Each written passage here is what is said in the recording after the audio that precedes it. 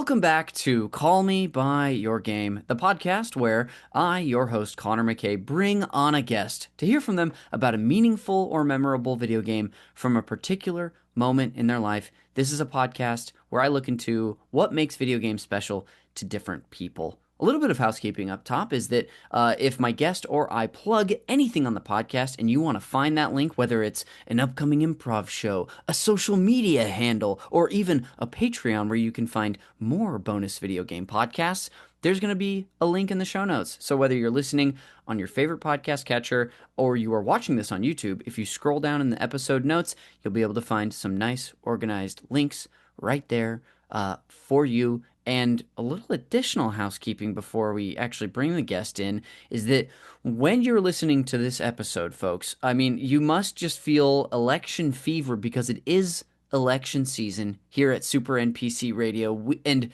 it is none other than the Battle of the Beach. Currently ending this Friday and going on now is our Quarter 3 Games Club election where you have the chance to vote between either Super Mario Sunshine or Death Stranding 2 on the beach. One game that's not even released yet, but it's going to be out by the time we start our club.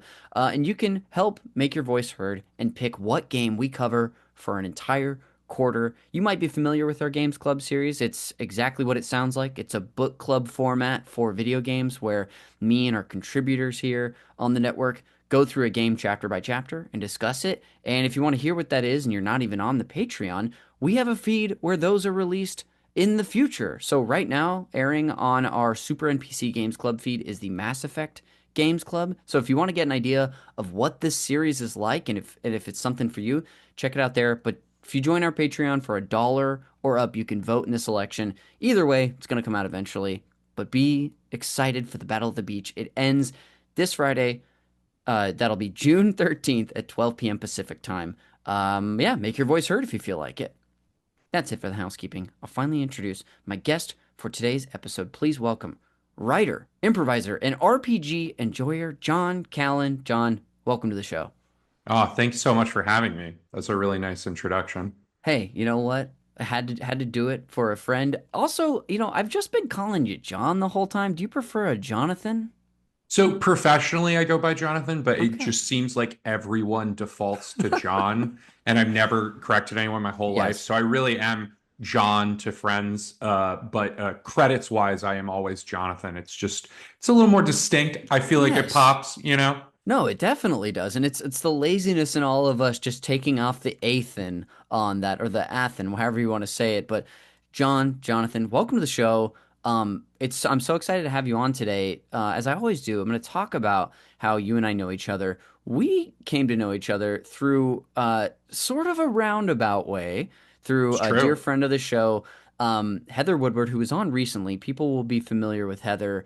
Heather is a video games writer. I, a couple years ago, was getting a little more interested in writing for video games and had a nice lunch with her, talked about, what her experience has been like doing that. And one big question I had for her was, like, how could I make myself more hireable in the future to eventually do this? And she said, you should take this great narrative writing for video games course that I took at UCLA Extension. And who was that instructor? It was none other than the person I'm talking to today. It was me. Yeah, that's true. It was. So, I mean, that's how we met because I took your class. It was a great class, a wonderful group of students. I learned a ton there. It was an amazing experience in the fall of 2023. And now also you happen to be heavily in the improv scene. So now we've crossed paths more than ever. I just got to play your team's show this last Sunday. Fancy, a great backyard show. So John, we just can't get rid of each other. Oh yeah, yeah. No, absolutely. Yeah, and that's the it's the interesting thing about an artistic and a creative life in LA. We all work 5 jobs. We all have 5 different passions. Yeah. You're supposed to brand yourself, but it gets harder and harder. It's like the only things that I would add to like your intro is like, obviously I'm a game and narrative designer, which is a distinction I draw from writer only in that, obviously I think a narrative designer can be a writer. But a writer can also work in video games, I think, without doing narrative or game design. Yeah. It just looks a lot more like contract work, executing somebody else's vision.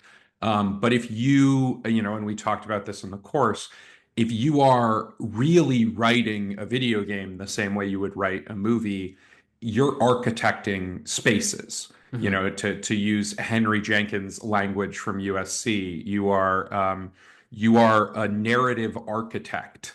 And so that's part of what I do. Part of what I do is also teach. So if anybody wants to take that developing video game narratives course through UCLA, I'm really proud of it, and I'm really proud to hear that Heather thinks it's a practical step for getting a job Yeah. in the games industry.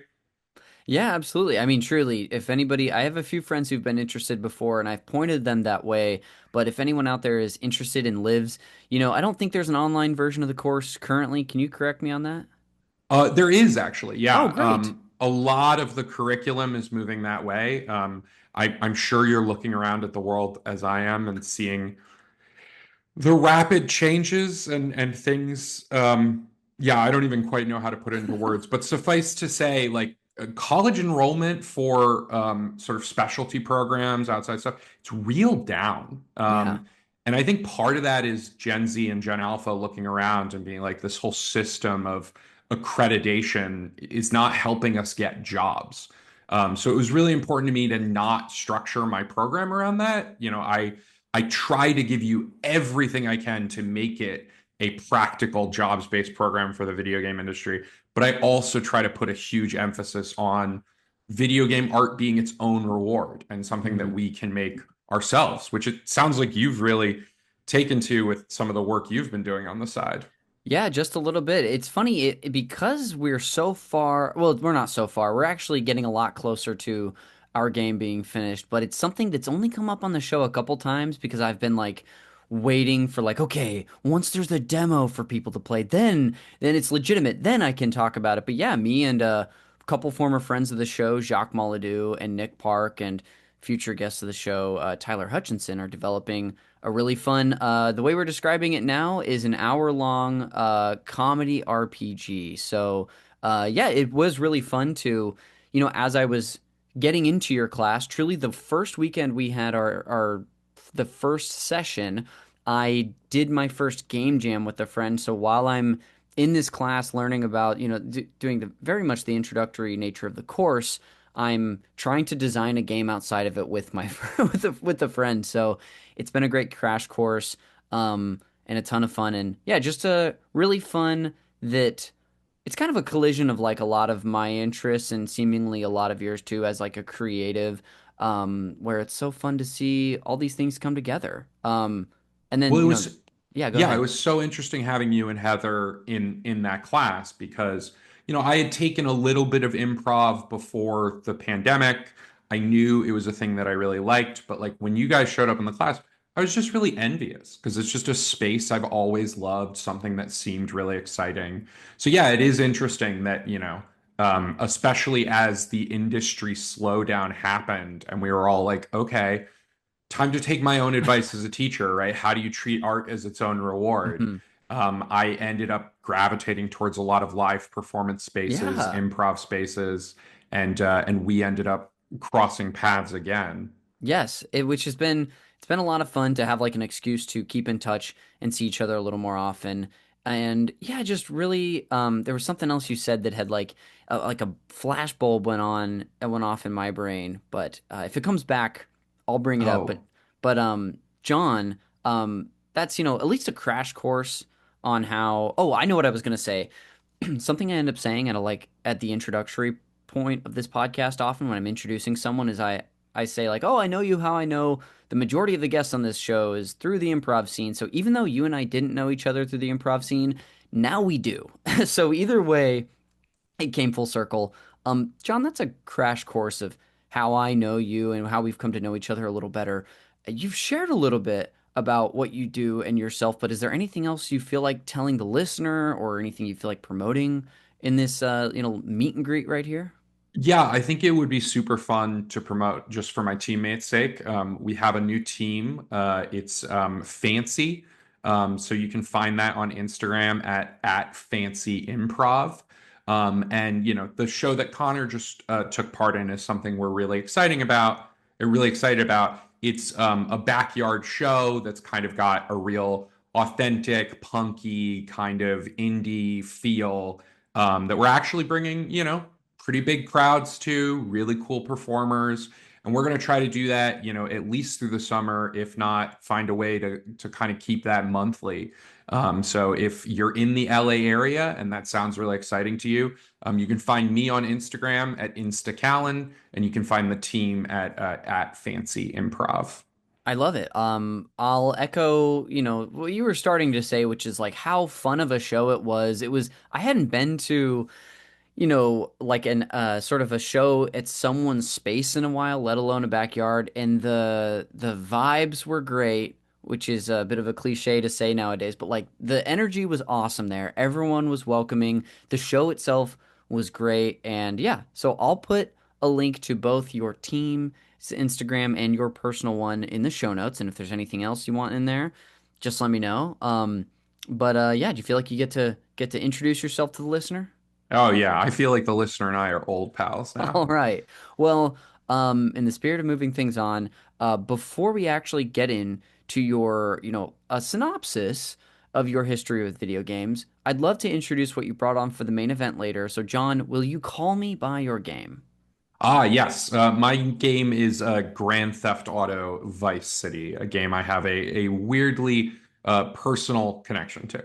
Yes, I can't wait to hear about this too. The listener doesn't need to know this, but previously I had prepared an episode for the wrong Grand Theft Auto, so this is a show about second chances. What I'm trying to say. Yeah, So absolutely. We're a redemption episode. yes, Yeah. we are. So look forward to that in the main event, listener. A lot of all that Vice City talk, but John, let's go back to some of your earliest memories of video games. When you think about those, what comes to mind, whether it be the first time you played a game or a memory of watching someone play something? Yeah, I really feel privileged in that I feel like I'm one of the first generations. They talk about like the Wireds or something, a generation that grew up with the internet. I really feel like I grew up surrounded by computers and video games. A lot of it maybe accidentally, Hmm. but it all had an impact. My dad was a computer software engineer. Okay.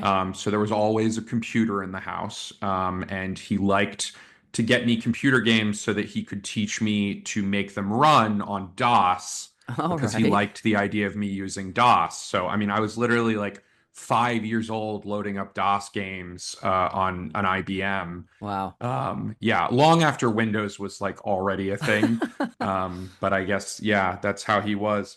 And then like I had a divorced parent situation, Hmm. Super Nintendo at dad's house, Genesis at mom's Oh, house. wow.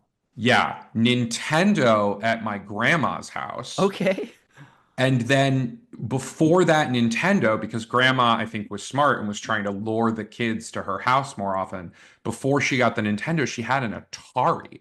So I Wow. even have like memories of like cousins sitting around playing like the E.T. Atari game, which is like famously one of the worst games ever made.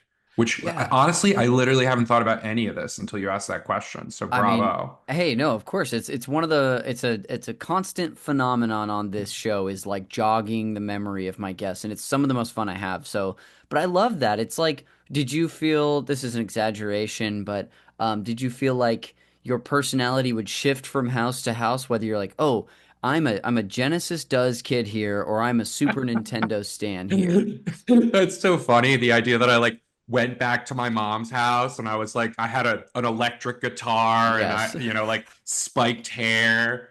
And I was only like playing Mortal Kombat and being extreme. Yes.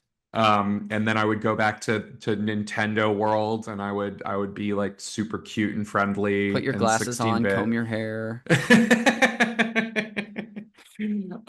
Do I feel like no, they all felt like video games to me. Hmm.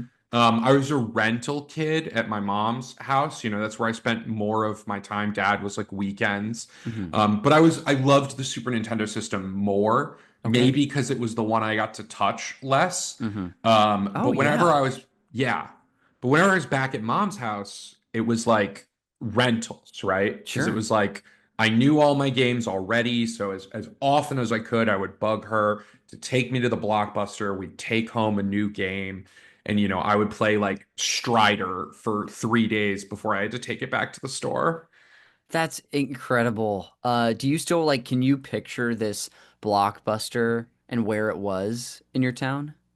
No, but I can picture so clearly the feeling of sitting on, like, we had a kitchen table in a dining room, and then for some reason the Genesis TV, which was like an old TV, it wasn't our main TV, was like in the corner of that dining room. Oh, And I would sit on that like hardwood floor for just like 8 hours playing that thing, and people would just walk past me because it was like a high traffic area in the house. yes. Yeah, that's incredible. I love those sort of sense memories. We'll dive into like I'll have you do even like a scene painting exercise later when we get to the main event, but I love the sorts of feelings like I can still put myself in you talked about your grandma having a Nintendo after the Atari, and I remember so vividly the room that my grandparents' original Nintendo was set up as well. I remember the feeling of like it would sit on this dresser, so I'd bring a chair over to sit next to it against this closet.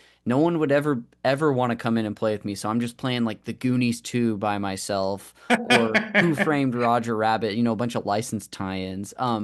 So I love hearing that sort of thing from people.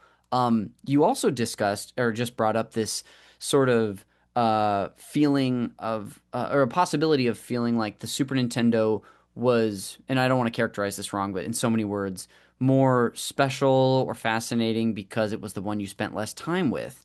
And that's also incredibly relatable. That's how I felt about like friends consoles growing up. Like I never had a PlayStation, but going to a friend's house and seeing like a Bug's Life or Parappa the Rapper on their PlayStation was so amazing. So when it comes to this feeling, like what games come to mind when you think about the Super Nintendo?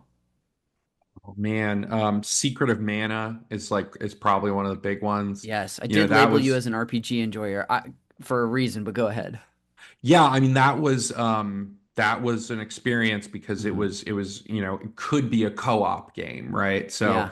you had the one super hip friend in the neighborhood who you would play it with who was into it. He might have even gotten it first. Legend of Zelda: Link to the Past, which like Mm, if I put together like a top three games ever made, that still would probably be on that hmm. list.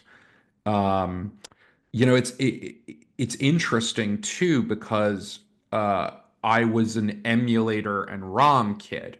So Cool. like as you got into the real next gen consoles, like I had an N64, but I didn't have a PlayStation.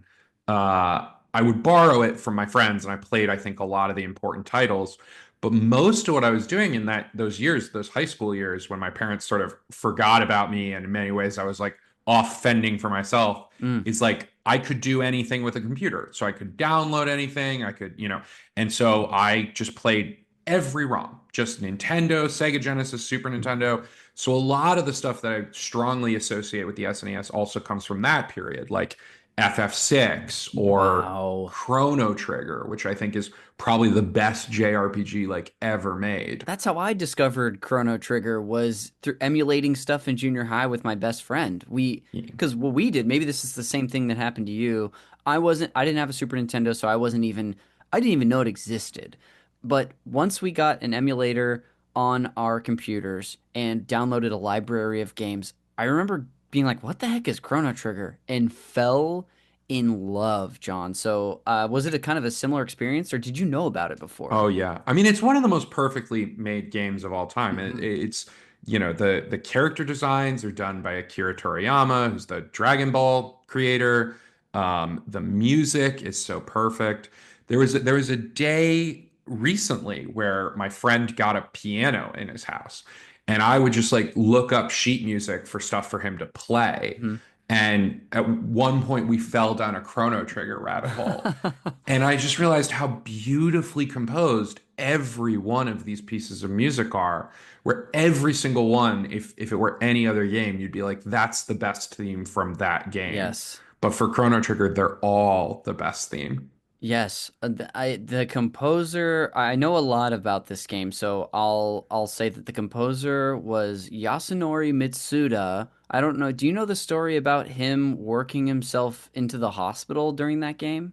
No. I don't, and I truly, truth be told, I don't know if this was like a crunch thing or if he was just like obsessed with it, but he was a younger composer at the time who was the lead on that game, and he got sick because he was working so much, and eventually Nobuo Uematsu, famous for the Final Fantasy Final series among other Fantasy. things, Yeah. to like ended up assisting with a lot of those tracks as well. So it's not just that Mitsuda was amazing, but they had like a sprinkle of Uematsu on those tracks too.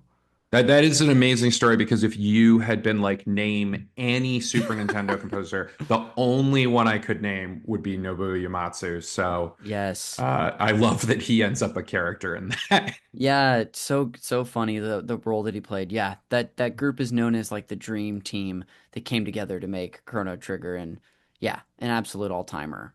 And incredible in this world of video game franchises where it's like, look, I know Chrono Cross happened. I wasn't a huge fan of it happening. Um, but it has its fans, it has its Mhm. defenders, but for the most part, Chrono Trigger stands alone, is so highly regarded, and it's not like Final Fantasy where it's a franchise of 20 games. Yeah. And there's something so beautiful and special, that we both do live performance, and Mhm. the older I get, the more I really appreciate these things that exist for a single moment in time and then are not recreated or recaptured. Yes, absolutely. And that kind of speaking of a game that is about time, and its effect on, I guess, the space-time continuum or the universe, is an interesting point. That's amazing. You were talking about there was a tangent I took us on from discussing your history with emulators.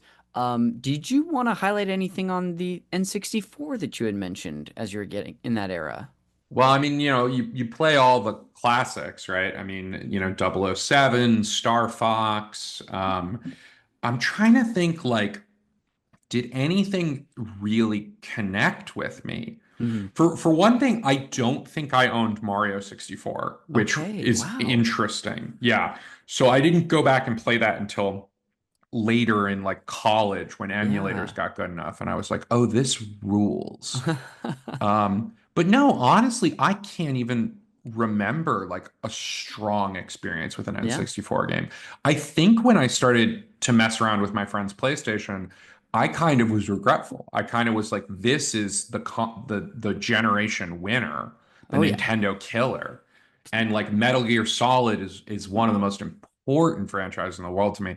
And the first time you popped in Metal Gear Solid and you got that intro cutscene on Oh a yeah. submarine and it's very Tom Clancy and it's very just that was a winner for me immediately. Yeah, no surprise to hear that you felt that way about the console just from the thing I keep repeating about you loving your RPGs, especially from Square, at least in that era. But yeah, I'm realizing now Metal Gear's come up a couple times and we've talked. So when you first played that game, was it like borrowing the console during the era, or was that emulating later?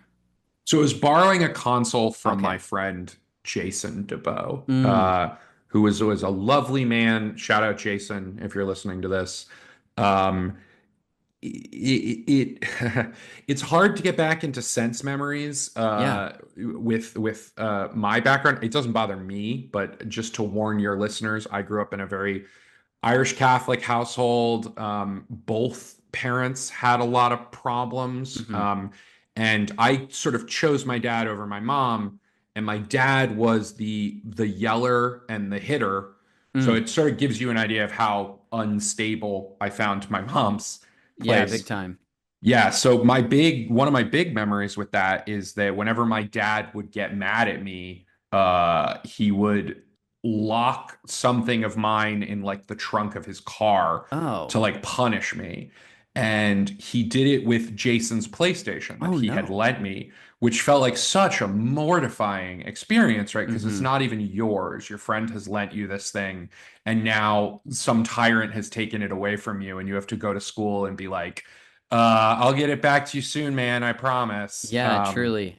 Yeah. Gosh, that is so, especially for, I mean, anyone, but let alone a kid who's already probably just going through it. I'm so sorry to hear that.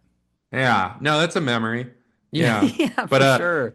it's fine, right? I mean, these things are part of what makes us who we are. Hmm.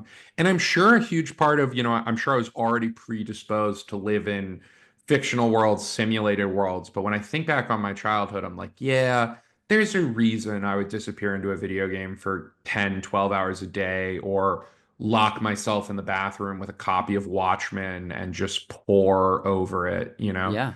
These things make us who we are. No, they absolutely do. That's a great point. Um, so maybe a little, not to abruptly be like, let's not talk about this era. Uh, but genuinely, the next thing I wanted to ask was, where did you go from here? Did video games remain a big part of your life? What are some other hits, into maybe like from, I don't know, late elementary school through your teens, through any era you want to discuss?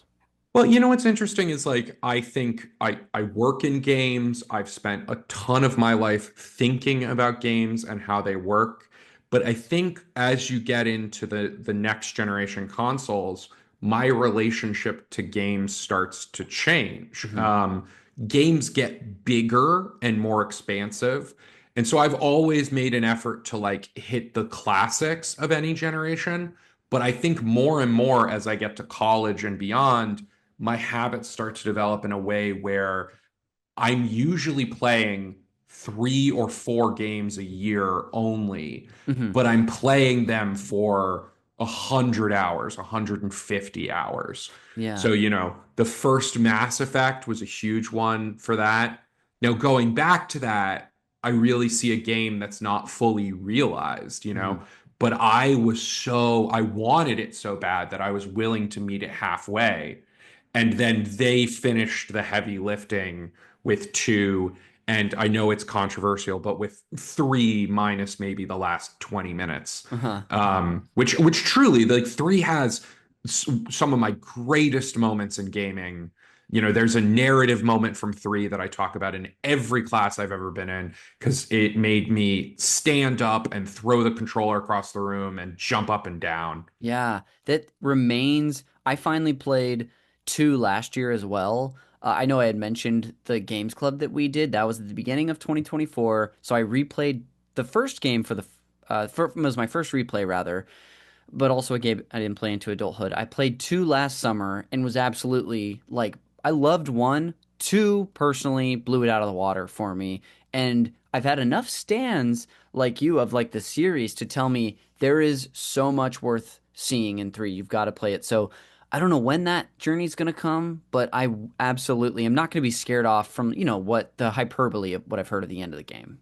I also hear that they might have fixed some of that ending. I mean, you can't possibly fix all of it. I think that there's a sort of fundamentally wrong-headed Yes. thing about doing a game where your agency is the most important thing that matters, and then I take that away as you round the finish line. Of course, this is the hardest problem with making games in general, Hmm. right? Drama and production necessitate a sort of narrowing as you get to the end. But if it's a choice-based game and the choices are meaningful, it should almost do the opposite. It should funnel out. Hmm. And that's really hard to do from a resource perspective, from a story perspective, especially when what was the thing I was going to say? When game budgeting is almost always done in reverse. So like they can show you the stats and be like, here's how many players made it 10 hours into your game, here's how many made it 20, here's how many made it all the way through. And the people who make it all the way through are like less than 20%. Hmm. So if you notice when you play like a God of War game or something, it often opens with the biggest, most incredible thing you've ever seen in your life. And then a lot of them, I'm not naming anything specific, but a lot of action games, kind of fizzle out at the end. Yeah. And that's because of the allocation of resources. Mm-hmm. And so that I think becomes doubly challenging in choice-based narrative, which is, I don't think we mentioned this, but it's one of the things I special in video game writing.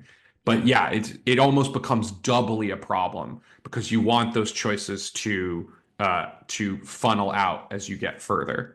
Yeah, no, that's a great point. Yeah, thinking about 'cause if I guess if you think about the quote unquote ripple effect of how your choices should play out and open up more options for you as you move through a choice-based game, that's absolutely correct. But not what you see because of all the reasons that you laid out Yep. as well. Yep. Um, that's I love that you know hearing about you that was another tangent, but that's the whole point of the show is me taking you there from just talking about Mass Effect. Um, I would love to know in the last few years, has there been a meaningful video game experience that you wanted to highlight here too? Oh boy. I mean, there have been so many. I think Undertale is a Oh masterpiece. yeah. I think the first Last of Us is incredible. I think the second one's incredible too. Hmm. I have a sort of metatextual bone to pick with those games in that I think they have lured a generation of game developers into trying to make movies that into trying to make games that feel like movies, Yep. Hmm. and have lured a generation of Hollywood writers over to games with the feeling that it's okay to write a game that's just a movie with playable sections. Hmm. But the games themselves, I think, are pretty immaculate. But it's interesting. It's like the challenge for me on this podcast is trying to think of things that impacted me emotionally rather than like appreciating it on a craft level. Sure. And like, I don't know I mean, you can what has appreciate recently something on a done that. craft level too, Sure, yeah, if you want to. absolutely. Truly.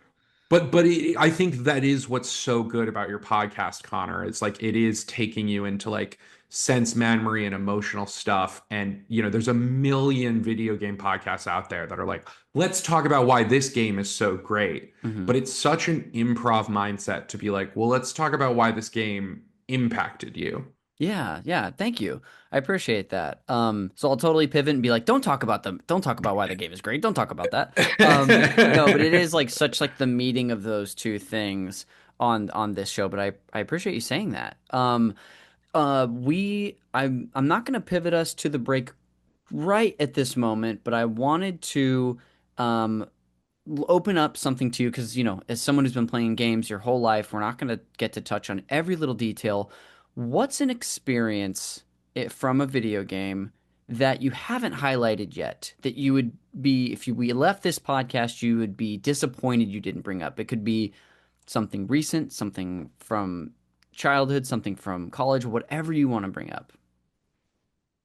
Yeah, I'm trying to think if there's a novel one, but I'll pull one from my class that I talk about, which Yeah, is from Mass Effect 3. And I'll try to stay as vague as possible, but sure. there is a moral quandary that is like sort of science fictional in nature that it poses to you from like the very first game, right?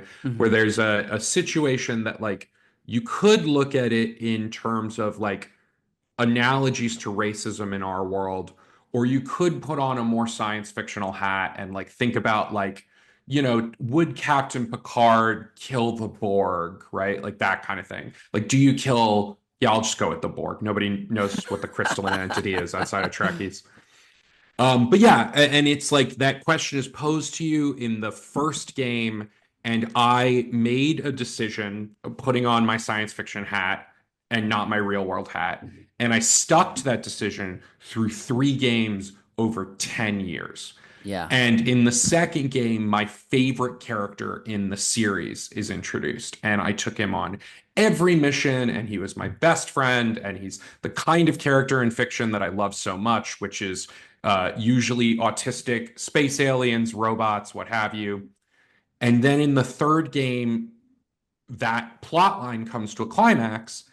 I stick to my moral guns that I have laid out from the first game. And he says, if you want to do that, you have to shoot me. Uh, And Yeah, and I paused the game and I Yeah. jumped up and down. I threw the controller across the room. And inside Telltale rooms, we call that the rage pause.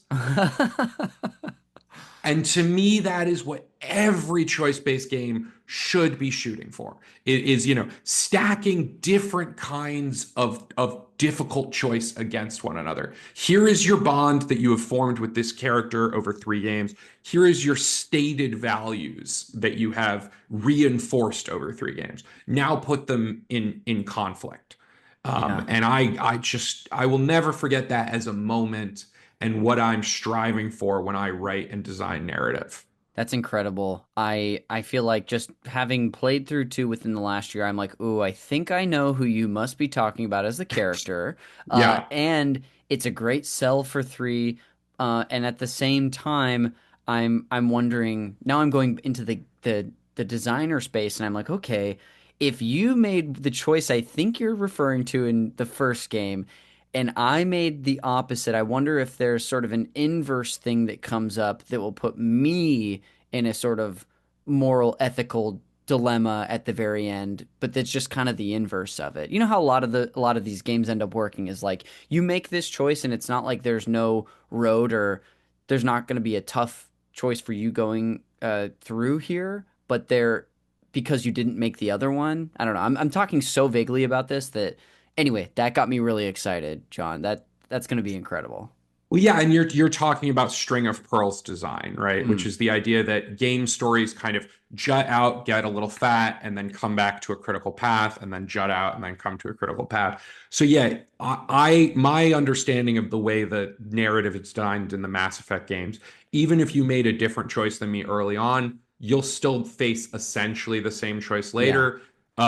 Because that's part of the fun too, is giving the player the opportunity to change their mind, reverse with new information. I like to talk about narrative as a gameplay loop in the same way that like we're supposed to throw iterative challenges at you to make you playing Mario or you playing Kratos harder and harder so you feel better and better the Hmm. more you do it.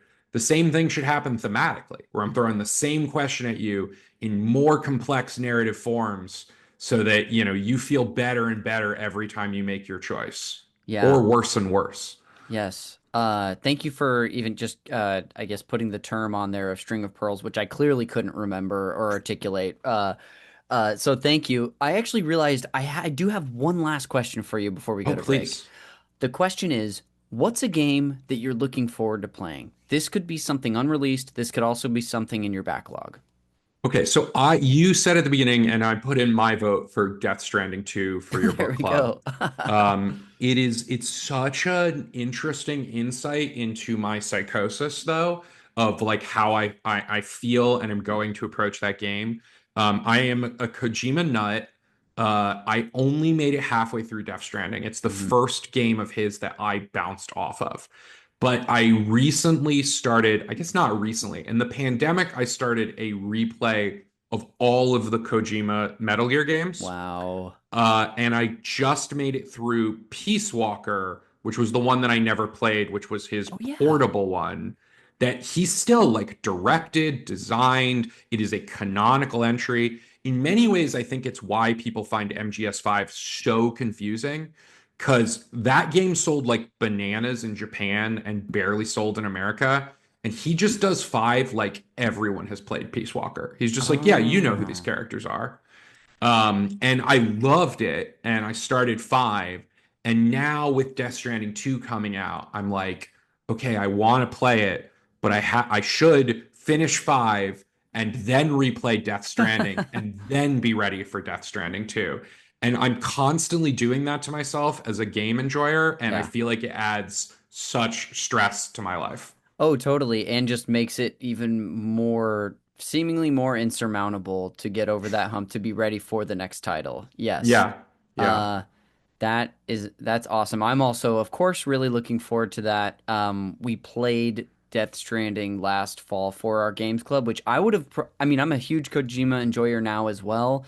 It's a newer thing for me, but I would have probably never, I mean, I owned it already, but I don't think I would have really given it a shot unless I was forced to by homework. And so, man, it's Yeah, there's even if you just watch like a story recap, I think there's so much to get out of it. But yeah, anyway, that's enough. I don't want to belabor the point, but I'm so excited that you're looking forward to that as well. John, we're finally going to take our quick little break before we come back and discuss all things Grand Theft Auto Vice City. So I'll see you on the other side.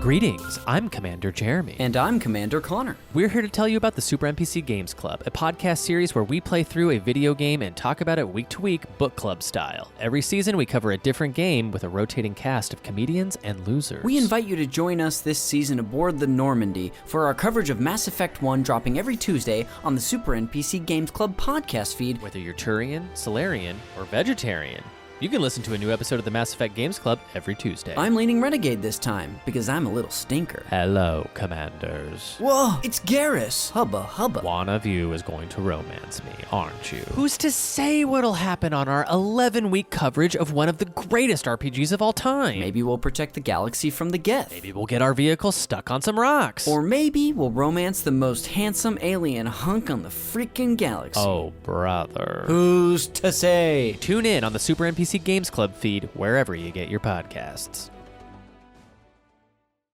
Welcome back to Call Me By Your Game. Connor McCabe returning here with Jonathan Callan to discuss Grand Theft Auto Vice City. John, welcome back. Hey, glad to be here, Connor.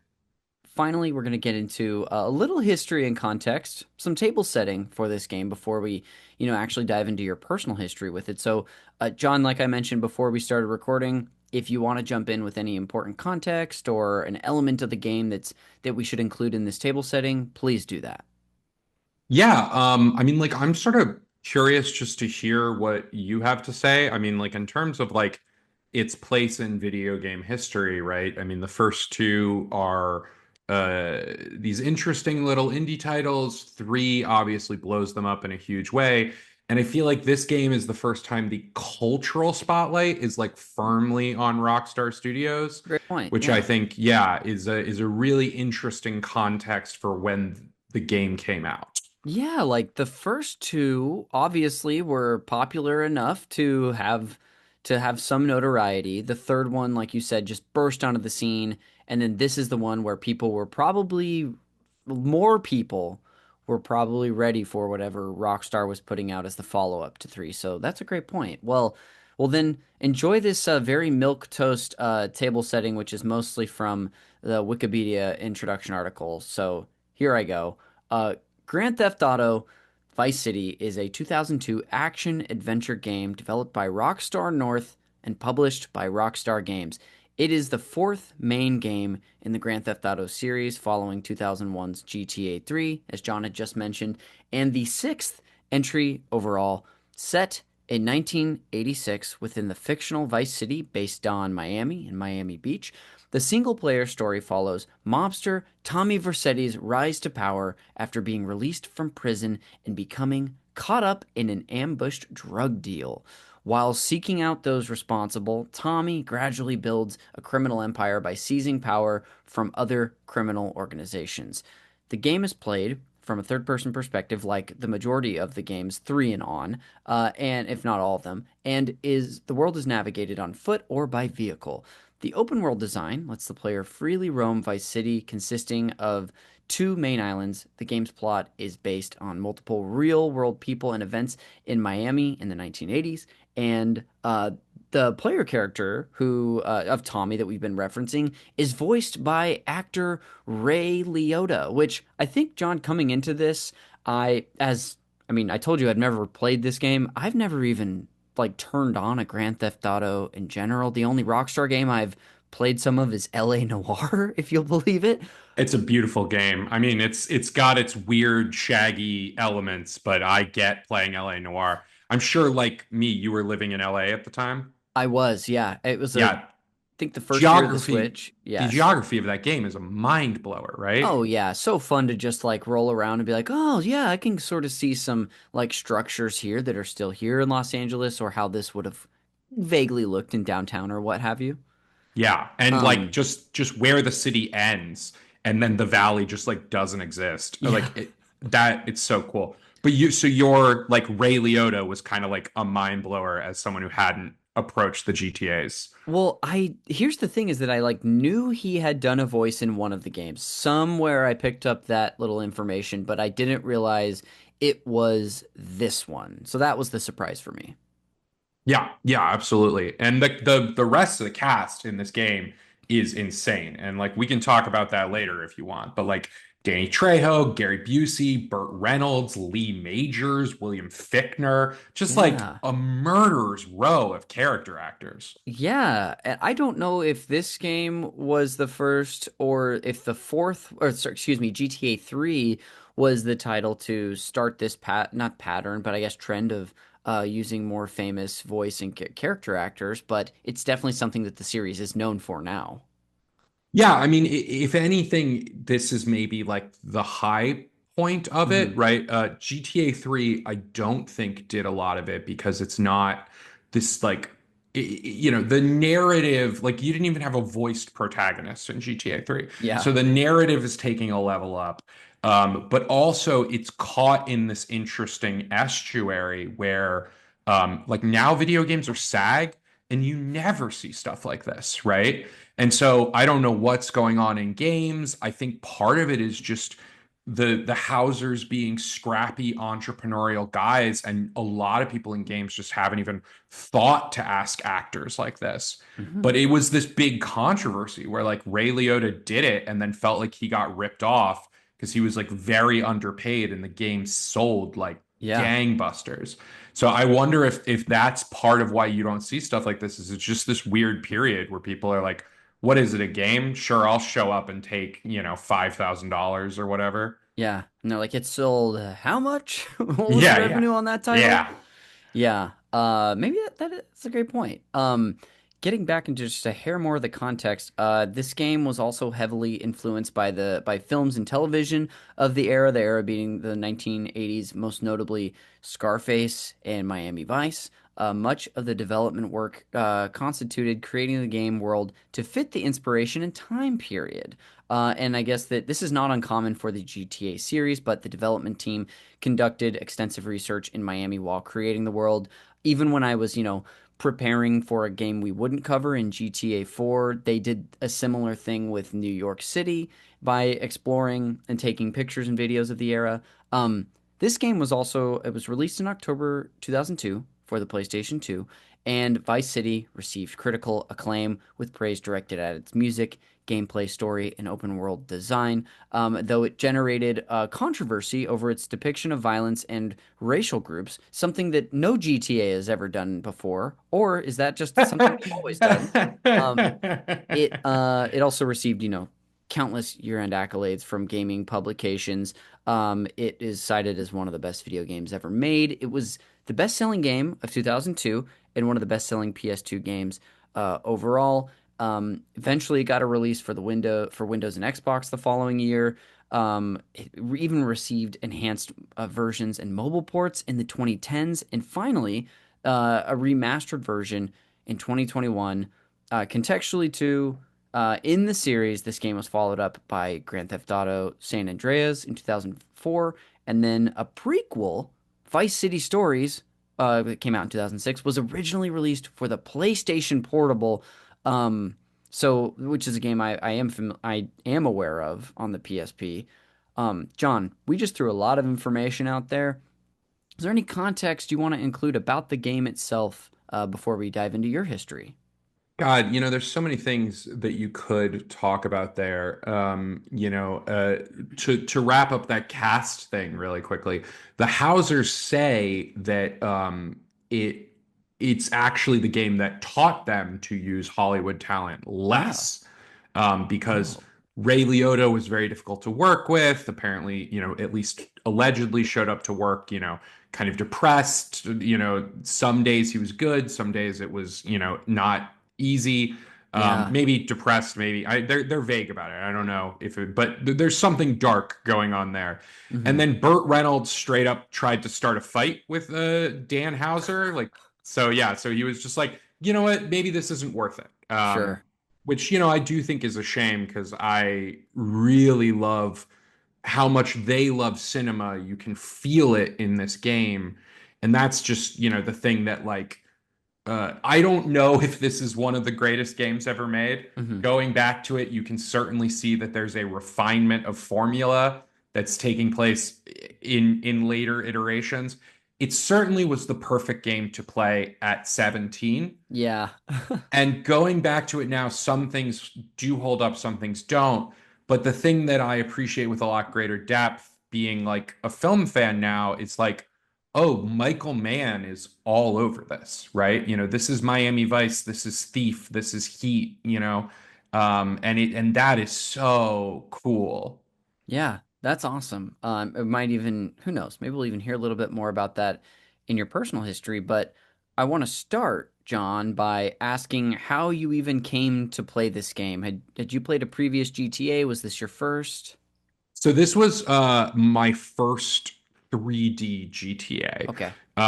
As I said, I was sort of an emulator kid. I was downloading a lot, pirating a lot. It's hard for me to remember whether I had or hadn't played the original GTAs before this, but I think that I had, or I Hmm. at least played the first one on the computer. Sure. Um, but I had never played, and still to this day, really have not played GTA 3. Mm. This was not just my first GTA, it was my first PS2 game. Okay. Nice. Yeah. And how did you come to play it? So, my dad got me a PS2 and this game, which, as far as I know, I had not asked for, was not interested in any way. Whoa. And this did not happen. This was like, probably my dad took an interest in this stuff usually. He knew I wanted a PS2 because I wanted to play Metal Gear Solid 2 like crazy. Hmm.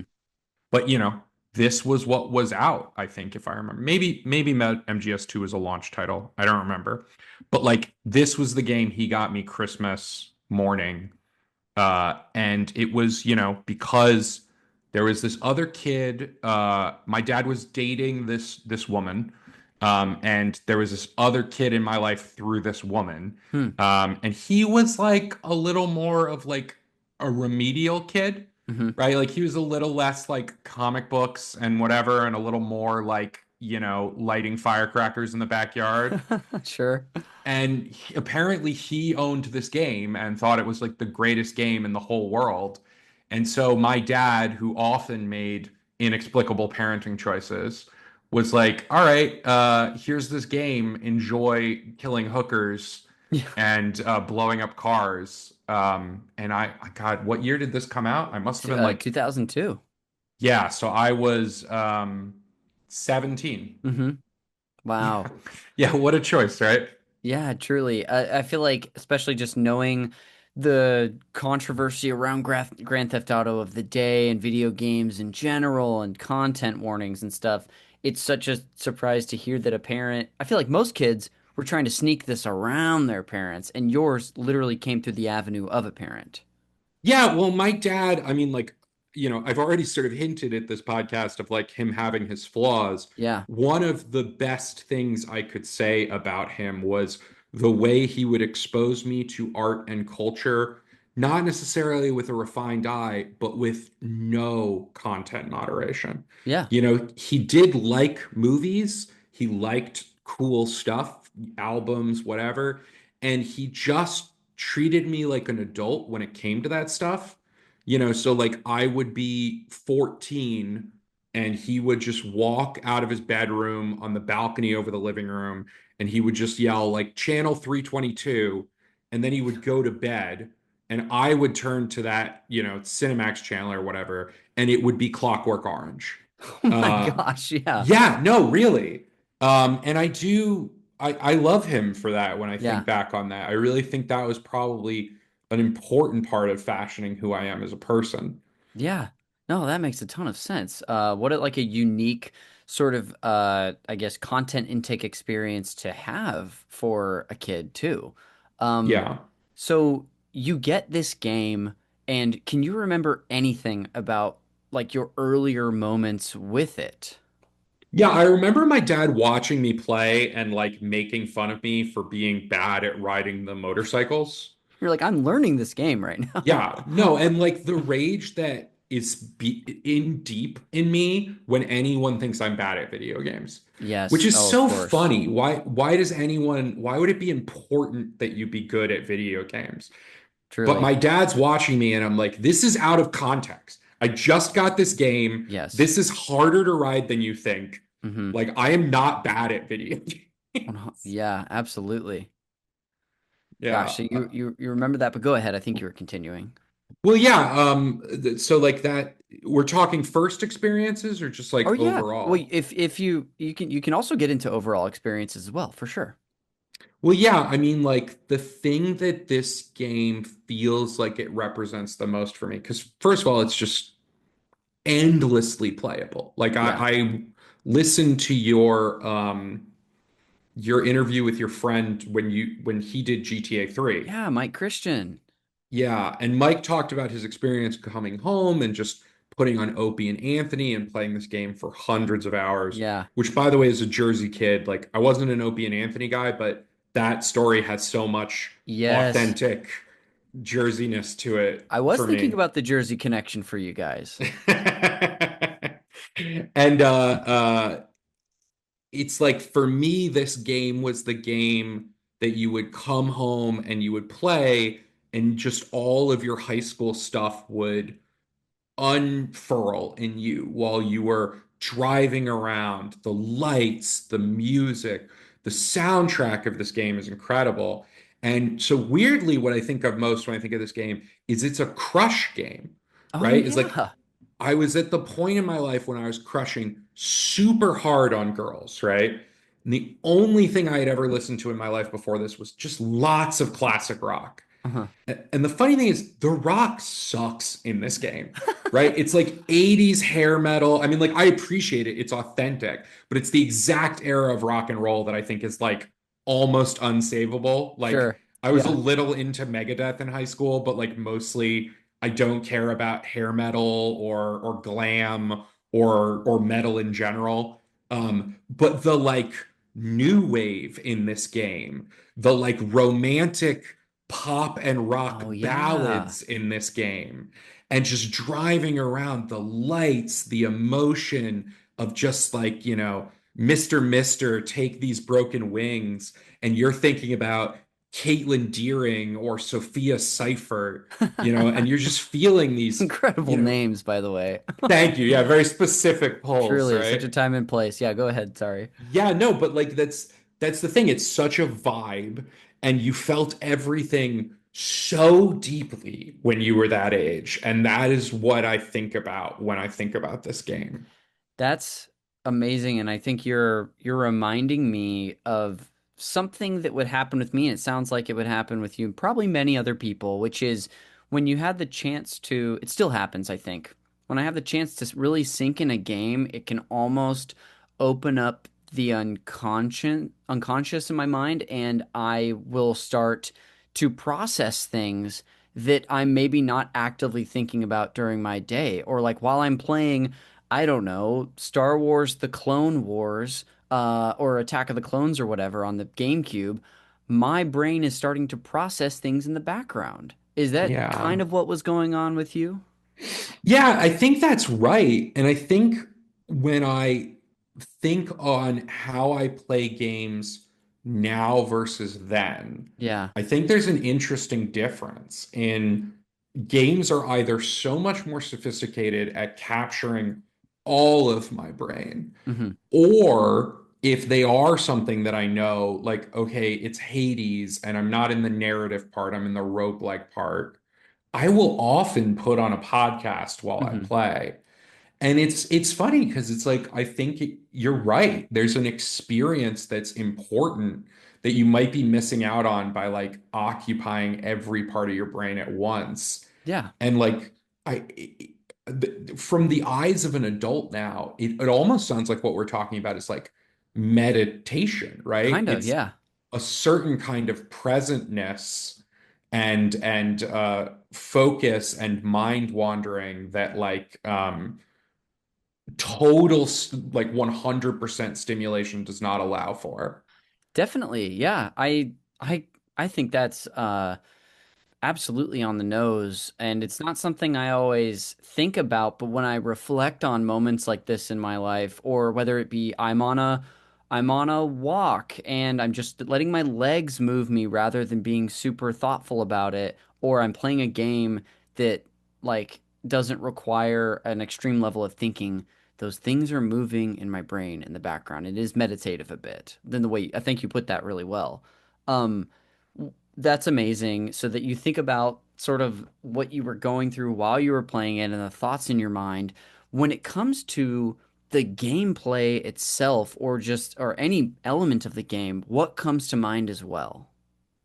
I mean, the driving, right? Like Yeah. the driving is just the biggest vibe. I mean, I was listening to the Besties pod, the like Hmm. McElroy's video game pod, Yeah. and they were talking about the GTA games, and Justin was essentially saying like they're bad, like they're kind of bad games. And it's hard to argue with him on Hmm. that, right? When you think about the actual mechanics of any GTA game, it's like they have never figured out the shooting in the entirety of their existence, right? They are more interested in making something that feels like it has the vibe of a movie than something that is fun to play. Yeah. But they have this enduring appeal. And I think there's a couple pieces to that. One is I think in this era, it's such effective satire, right? Like it's got that Judge Dredd or The Simpsons feel of like America turned up to 11 Hmm. in this way where you're like, well, everyone here is stupid and venal and greedy and deserves what's coming for them, right? But the other parts are, just the music, Hmm. the driving, the parts of it that kind of have nothing to do with the actual sort of like mission to mission play. Yeah, that's something I feel like I hear in some ways brought up about many of the titles in this series. You know, three and onward is how the this isn't the case for everyone, but the most enjoyment or the most play people got out of these are what you're saying. It's not the narrative following beat by beat what's going on or the mission structure. It's the sandboxiness of it. Does that ring true for you? Yeah, I think that's true. I mean, like, I do, to be clear, I do sort of love the stories of these games. I mean, Hmm. going back to Vice City, it's pretty simplistic. But the thing that I think works so well about it is a circuit of empowerment and agency that, especially to like a 17-year-old boy, is everything, Yeah. right? So every GTA game starts the same way. You are a tough, capable guy willing to do whatever it takes, but starting as low as you can start. Both GTA 3 and this game start with you just having gotten out of prison. San Andreas starts with CJ having to leave his like neighborhood hood because he's Hmm. been, I don't remember, like framed or something. But then over the course of the game, it's like you get nicer and nicer apartments. You get to live and experience nicer and nicer parts of town. By the end of this game, you're living in a mansion and have your own helicopter on the roof, which is actually like terrible to take to missions because it's so impractical. Yeah. But once I got it as a kid, I never drove to a mission. I Yeah. only flew the helicopter because it's like I have a helicopter. Why But yeah, wouldn't I I be do. using this? Yeah, but I do think that all of that is a vibe more than a gameplay loop, Sure. right? It's got these interesting elements of empowerment and chillaxing. It's just cool. They're just cool games. Yes. This is a bit of a side question, but uh, did playing this game and it endearing itself to you, did that romanticize the idea of the city of Miami at all? Have you ever been? No, I don't. Weirdly, I don't think it did. Yeah, Because I think, yeah, I don't know. Miami sticks in my brain as like it's like a lot of the things that I don't romanticize about urban life, sure. right? I think it did romanticize the fuck out of the 80s for me. Okay, interesting. Yeah. where you're just like, oh, that'd be cool. Like, look at these fashions, look at these aesthetics, these lights, Yeah, this music. I mean, just to briefly go through some of these tracks, which please. again are just like tracks that like when I would hear them would just I would just think about girls the entire time. Flock of Seagulls, I Ran, 99 Luftballoons, My Tears for goodness. Fears, Pale Shelter, uh, Mr. Broken Wings. What is the other one here that just gets me every time? Cutting Crew, I Just Died in Your Arms Tonight. Like, honestly, it's kind of like Wow. wussy 80s rock that, like, Yeah. yeah, the kind of stuff that I would not at all have been into before this game. Yes. That, like, and it's part of what's fun about the 80s, I think, as a cultural moment, is like, yes, it's crash and it's commercial and whatever, but like it's earnest, right? Like Big there's time. so little hipsterism or irony to Yeah. any of it. Yeah, I mean, this is kind of getting into the some more of the context, which I'm going to turn us to anyway. But did it sounds like that was that an avenue for you to start to open up to those sorts of feelings, like through the music? I think so, yeah. I mean, I Yeah. think that this is, like my dad did a really good job of giving me like a background education in everything rock and roll. Hmm. And he was so close-minded about like, like he didn't even like the Beatles, right? Like he thought they weren't cool, right? Because he grew up in like this era of 70s rock and roll. To him, the greatest band in the world was The Who.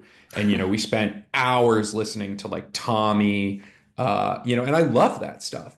Yeah. But there is a moment when you break out of those things that have been gifted to you and start to explore on your own. And Yes. I think this game and Rockstar games in general are a huge part of that. I mean, it's a little while before we get to San Andreas, but I am a huge hip hop fan. Hmm. And, that started a little bit aside from the GTA series, but getting to play San Andreas was like, oh, I get to experience the ground floor of this Yeah. medium that I love. And it's almost like an education to me. Definitely. Like here's a little introduction sampling of like this genre rather. Yeah, Yeah. That's incredible. I want to do a little scene painting, if you will, on sure. like the room where your PlayStation 2 would have been set up. Can you sort of like help us imagine that space? Okay. So much of this is going to be tied into like the weirdness of how I grew up, right? Yes. So like there was a blue couch that had reclining seats on Sure. either side of it. Uh-huh. It's the kind of thing. My dad was a divorced single man, and it's exactly the kind of furniture that would be in a divorced single man's house. Like it was like lazy boy first, aesthetics second. For sure. In fact, nothing in my house was decorated because my dad was house poor. He had the weirdest relationship to sort of like money and things, and he would get an idea into his head of like what he wanted his life to be. And then like the sort of practicality of it would never enter into it. Mm. So like to give an example, one day he came home and he was like, I think we should have a grand piano. And I'm like, none of us play piano. And he's like, but we'll learn because we'll have a grand piano. And I'm like, shouldn't we start with like a normal piano? And he's like, no, it has to be a grand piano. Go And big it's or go like, home, son. exactly, exactly. That was my dad's attitude. And he wanted, I think for a mix of good and bad reasons, a house in a nice suburban area. Hmm. Part of that was like I wasn't going to school in like a great area and I was getting picked on a lot. And Hmm. he really wanted to move me to like, I mean, he literally unironically used the phrase lower white suburbia. Yeah. And he was cash poor. So like there was nothing on the walls of our house. There were entire rooms of our house with no furniture. There were rooms of our house with just furniture that had been donated. Yeah. But of course, it's like a $3,000 living room set that's like super comfortable and cush because like that's a huge part of his everything. there was soda all over our house, and I was so unsupervised most of the time that I would like spill it on our carpets all the time. So they were Yeah. like covered in soda stains, Yes. which used to make my dad furious. And my sister knew that and knew that he would blame me for it. So when she got mad at me, she would just open a can of soda and pour it out on the carpet. Devious. Oh my Yeah. gosh. Oh man, you're bringing me back to me and my little sister and those quarrels. But go ahead. Yeah, and then just of course a big CRTV screen, Yes. which was the only TV in the house, and the PlayStation 2 set up next to it on the floor, not in like an entertainment cabinet or anything. And you wouldn't sit on the couch, you would sit on the floor way too close to it because the controller cable didn't stretch Hmm. all the way to the house. I guess, did the PS2 go wireless? I think it was the PS3 that was I the believe you're first right. I one. don't think the PS2 ever had a wireless controller. I think the first modern one was like the GameCube Wavebird, and then the PS3, I think, and Xbox 360 did that. And that was the other thing, is that there was the living room TV. There was a TV in my dad's bedroom that he fell asleep to every night. And then that was it. That was the TVs in the house. So I would play anything that I wanted to play from like getting home from school until my dad got home. Yeah, Then he would control the living room television. And then once he went to sleep, I could keep playing games down in the living room. I see. Um, which I've been thinking about this lately, and I attribute me being a reader to that in part, Oh. right? It's like I feel like if I had a TV in my room, I only would have watched TV and play Hmm. games. But I had a lot of time to kill while my dad was watching whatever he wanted to watch. Yeah. So I would read comics or novels or whatever with that time. Yes. Um, yeah, that's my scene. That's my scene That painting. that sets the scene great. This isn't that important, but were you still in New Jersey at the time? Yeah, very much Okay. so. Awesome. Very fun. Now, we've already kind of dove into some of the context from your life at this time, whether it be the things you were thinking about that extend to your life, especially at school. But what from your memory comes to mind of this era and this time playing this game? You can go as deep or shallow into any of this as you'd like. Well, okay, so my best friend was Jason DeBow. My other best friend was one of my other best friends was a guy named Tom Campana, who literally lives 10 minutes from me to this day. He's a video game concept artist. Shout out Tom. Wow, look at you two, both working in games. Yeah, all three of us moved out to LA together. And then Jason sort of pretty quickly was like, this is not my vibe. Sure. But Tom and I stayed, and he was a teacher for 10 years while working on becoming an artist. And now he is a professional video game artist. That's cool. Um, we used to hang out in like the lunchroom in seventh grade and like read Star Wars novels together. I guess this is before, right? But that all feels like it's this stretch Yeah, of like definitely. they're your lunchroom homies. Like everything you say was, would get you canceled today. Yeah, for It was sure. the worst teenage boy humor with no understanding of the world at large. Yes. A lot of talks of genitals and, Of course. and yeah, and I guess by this point, I was like 17 or 18. So I was starting to like, I remember there was this period at the end of my high school career where I started to kind of flourish. Yeah. And it was because I started to find my way in addition to my like goober nerdy gamer friends who I love so dearly, I started to find my way into like a politics like crowd. Oh, And I would cringe so hard at so many of our beliefs now, but yes. it kind of had like bow tie dweeb energy. Like we were like little, like we were across the political spectrum, but we were all little Tucker Carlsons, if that makes sense. We were A debate spectrum me of bros. Tuckers. Yeah. But I ended up, as a result of that, by my senior year, I was president of Model UN and captain of the debate team. Wow. And it felt like by my senior year, I had forged this really cool circle of friends that was like half engineer and math nerds and like half what I now look back and go like, oh, it's performance. We were doing performance, right? Yeah. Like, yeah, we were like politics and social studies nerds and we liked history and whatever. But what I really liked was getting up in front of a crowd and talking and performing, which is weird because I never found my way into like the theater scene at all. Yeah. That is so funny, but what of I don't know if you would describe this as like a maybe not coming in of age, but like coming into your own period of your life. Yeah, I mean, like, I think it was, and honestly, I feel like I learned this lesson over and over in my life, right? There's this episode of The Simpsons. It's Summer of 4'2". It's my favorite Simpsons episode. And the episode is about them going on vacation. And Lisa is like, nobody's going to know that I'm a nerd on vacation. So I am going to completely reinvent myself. And she Yes. falls in with like a crowd of cool kids, right? Yeah. And that is such a powerful, like visceral experience to me that I feel like I've experienced a couple of times. Because I was always looking for like a group to accept me.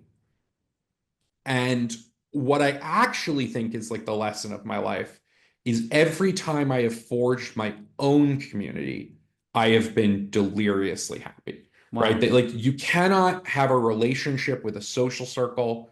You cannot be lazy and expect the world to do it for you. Like you have to pick the people, you have to set the values and the culture. And I guess that's what I just felt like I had done by the end of my senior year. We still like weren't really talking to girls or anything like that. But we'd reached a point where like girls thought we were nice and chill, Hmm. you know? Yeah. Yeah.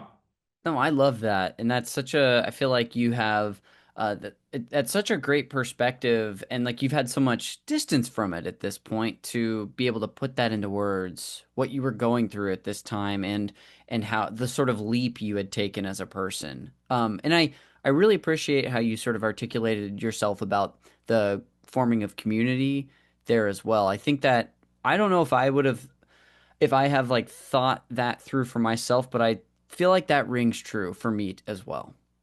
Yeah, I mean to sum it up again, it's like I feel like the lesson over and over is like we want acceptance. So Yeah. we find communities that are like, oh, that's cool, or that's like me, or whatever. And if they can only recognize me, I'll be okay, I'll be whole. But like ultimately, this is like a fallacy. Like you cannot have a relationship with a subgroup, with a social circle, right? And we convince ourselves that we can. Oh, this circle approves of me, therefore I have validity. But like a social circle is a changing organic thing. It's not a person. You Yeah. can't trust it, you can't rely on it, you can't form intimacy with it. But if you do that individually with a lot of different people in your life, you will have community. Yeah. So well said. And as you were talking about, not being able to do that with like subgroups or whatever, I'm thinking about, yeah, it's like how corporations aren't people. It's a wholly, totally different discussion, Yeah, but yeah, that's yeah. where my brain went. John, I got just a couple more things I want to ask you before we wrap this main section of the podcast up. The first thing is, are there any details, whether it be about the time in your life or GTA Vice City, that you haven't mentioned yet that you'd really like to bring up? Yeah, what haven't I mentioned about this game that I love? I think I forgot to mention that Dennis Hopper plays a porn director in it, which I think is just hilarious. I went back and I replayed it in anticipation of That's this, right. and yeah, I crushed like the first like 20 hours very easily, and then I hit this point where you have to buy all the properties to Oh, progress the sort of missions and story and I had sort of run out of money, and I was like, "Nah, I'm done with this." And uh-huh. I do think that's an interesting throwback to a time when like games weren't optimized within an inch of their life. Like they Mhm. were like, we don't necessarily care if you bounce off of this. Sure. Whereas like now being inside the game development process, the thing they care the most about is that it's sticky. Like Yeah. you almost feel weird if you die in a video game now. You're kind of like, well, this shouldn't have happened. Like they should have designed this out of the game, you know? Sure. Yeah, Yeah. unless it's like a roguelike and you're supposed to, you know? Totally. No, yeah, that makes sense. It's not I mean it's wanting to continue that engagement, I guess, from the player. But supposedly this game had like a 9-month development cycle, which is Yes. like crazy to think about. Bonkers. It's churning that out in no time. Yeah. Well, as we, sort of transition to some post-show segments, before we go, John, will you do me a favor and sort of put a bow on what place Grand Theft Auto Vice City holds for you?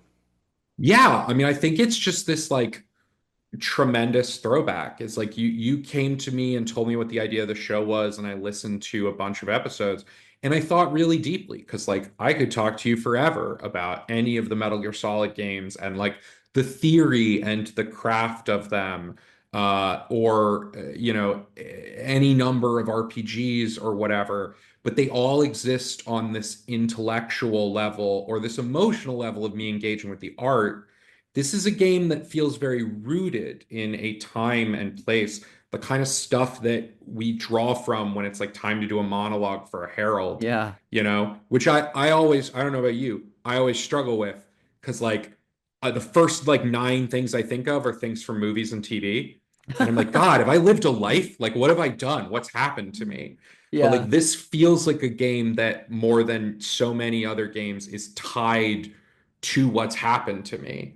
And even the experience of like replaying it and talking through and remembering that stuff with you, I think is an interesting challenge to myself for how I engage with art, right? Yeah. That I'm so critically minded all of the time. I watch from up here on even a first viewing of anything where I'm taking it apart. I'm being like, how does this work? I'm looking at it on the level of craft.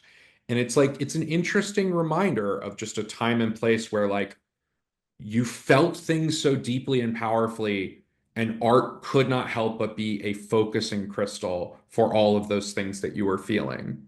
Yeah.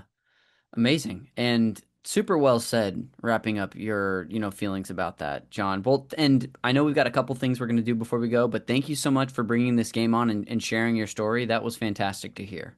It really was my pleasure. What a great conversation. Thank you. I had a blast. Well, I'll lead us into our two end of show segments. The first of which is the Fact Me by Your Game segment. And John, that's just where I'm going to share one fun fact with you about Grand Theft Auto Vice City. This fun fact this week comes from a Digital Trends interview with Rockstar producer Leslie. I don't know if Leslie's last name is pronounced Benzies or Benze. But I will include a link in the show notes for all the listeners for a little citation of this article if you'd like to read the full thing. I have this titled From Expansion to Standalone Game. This kind of ties into a little bit of what we discussed with the 9-month development cycle. Now, according to this interview from 2012, again from Digital Trends, Grand Theft Auto Vice City was not originally planned to be a standalone game. Were you aware of this little factoid? Yeah, I did actually know this, but it's because I'm terrified of going on a podcast and having nothing to say.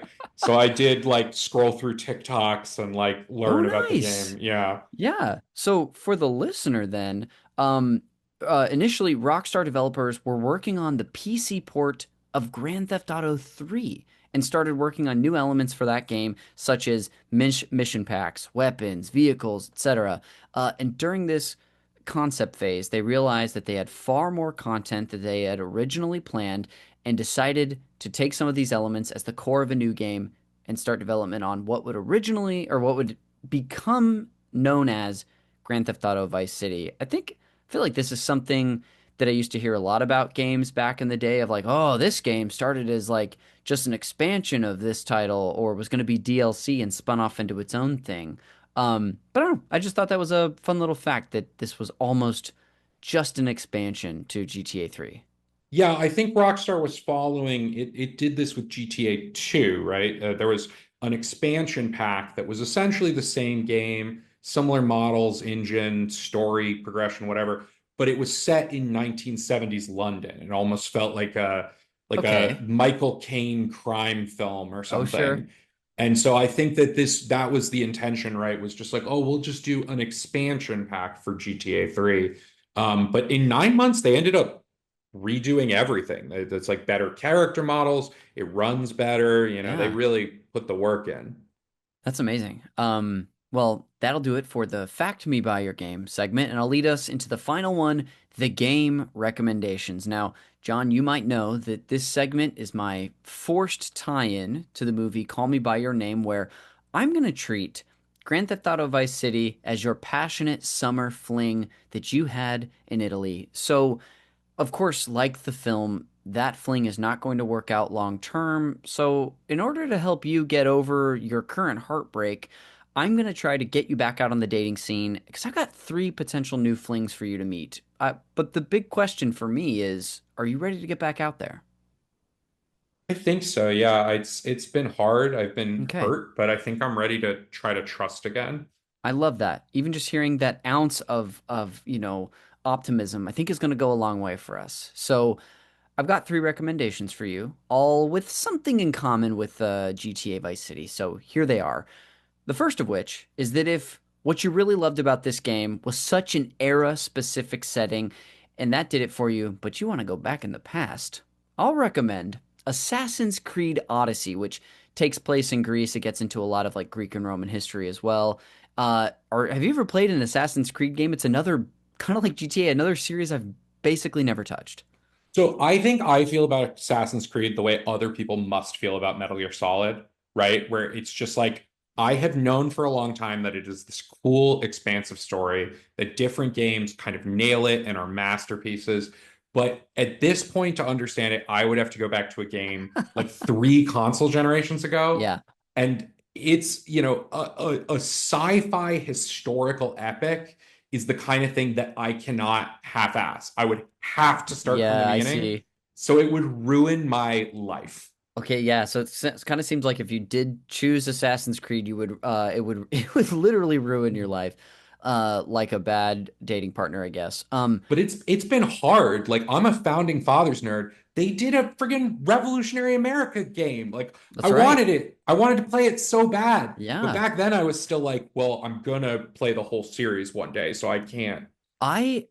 Funny you bring that specific game up. I got that game for my birthday the year it came out, and it's still shrink wrapped because I'd said the same thing. I was like, well, I'll play one and two, and then I probably started the first game twice and never played more than an hour. But that's your first recommendation, Assassin's Creed Odyssey. The second of which is if you just want to distill this game to the running and gunning, but you still like Miami a bit, I'll recommend the indie title Hotline Miami, the shmup that's from top-down perspective. Do you know this game at all? I don't. That's a really interesting. What is a shmup? I should know this. It stands for shoot 'em up. So Oh. and they take a bunch of different forms. Like some people refer to shmups as like something like a Gradius, which is like a space shooter that you're just kind of moving your little ship around in a space that is constantly scrolling for you. But this is a game where you're more moving through a space, like from a top-down perspective, and it's got a whole Miami aesthetic as well. So that's another rec for you. Hotline Miami. Now, lastly, is if John, when you finish this game, or you came back to it, you just need more Ray Liotta.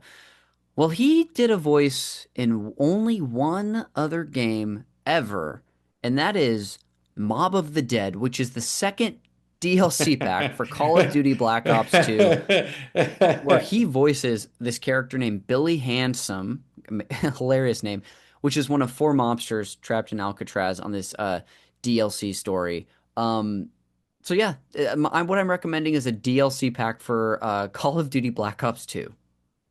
Did you ever see him in the Sopranos spin-off movie, The Many Saints of Newark? No, I It didn't. is it is an inexplicable performance. Like it is like I literally like expected to read that Ray Liotta was dead the next day because he is Yes. like he in this movie he most resembles like a waterlogged corpse that they pulled out of the Hudson. Oh, oh my gosh. That's mean. I'm sorry, that's so mean. I mean, I'll have to see it. Maybe it's true. That's incredible. No, I've not seen The Many Saints of Newark, but I just did finish for my first rewatch of the entire series of The Sopranos. So, can't get enough of it. One of the greatest shows ever made. Truly, like I only liked it better on the second watch. But to recap your recommendations, we have Assassin's Creed Odyssey, Hotline Miami, and Mob of the Dead, the second DLC pack for Call of Duty Black Ops 2 because of Ray Liotta. That'll do it for this segment. That'll bring us to the end of the show. John, thanks again for joining me today. This was so much fun to get a chance to get to know you a little better, hear about a moment in your life. Thank you for being on the podcast. God, this was such a pleasure. And I realized at the end, we forgot to even talk about Jack Thompson, the crazy lawyer who was on the news every night trying to sue all of video games. Yes. Very tied into the GTA story. If your listeners are curious, there's a good book by the guy who wrote Masters of Doom called Jacked, that's all about the story of the early days of Rockstar Studios. Incredible. We'll check that out, listeners. But on our way out, John, I know we plugged, your Instagram handle and your Team Fancy's Instagram handle before we go, but what else? Do you want to replug those things or anything else that I could leave in the show notes? Yeah, Instagram at John Callan. My improv team is at Fancy Improv. Cool. My UCLA course, which I am so proud of, is developing video game narratives.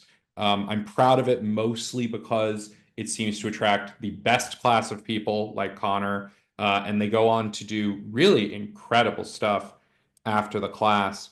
The only other thing that is sort of on the radar for me is I am currently putting together a pilot / web series for a science fiction comedy. It's called The Box. It's probably won't be ready until the end of the year.